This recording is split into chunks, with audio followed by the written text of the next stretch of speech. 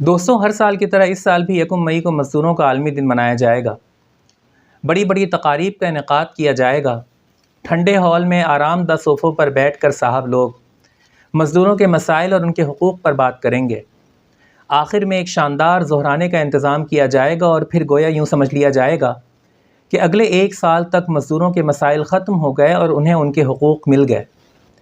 جبکہ اسی دن دوسری طرف ایک مزدور باسی روٹی میں اچار رکھے سخت گرمی کی چلچلاتی دھوپ میں اپنے بچوں کے سہانے خوابوں کو پورا کرنے کی آس لیے مارا مارا پھر رہا ہوگا۔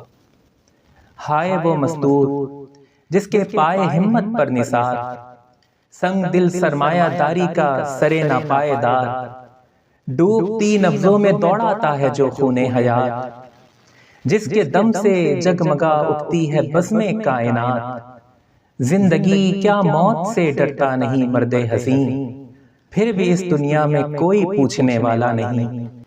دوستو، کیا آپ نے کبھی سوچا کہ آخر کب ایک مزدور کے حالات بدلیں گے؟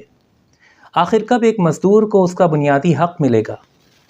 آخر کب ایک مزدور کو وہی قانونی، سماجی اور معاشی تحفظ ملے گا جو ایک سرمایہ دار کو حاصل ہے؟ آخر کب ایک مزدور کے بچے کی محرومیاں ختم ہوں گی اور اسے بھی اسی طرح معیاری تعلیم اور بہترین طبی سہولیات حاصل ہو سکیں گی؟ آخر کب ایک مزدور کو صرف گزارے لائق نہیں بلکہ اس کی محنت کا پورا صلہ ملے گا؟ یہ سب ممکن ہے، لیکن یہ تب ہوگا جب ہم اپنے حصے کی ذمہ داریاں پوری کریں گے۔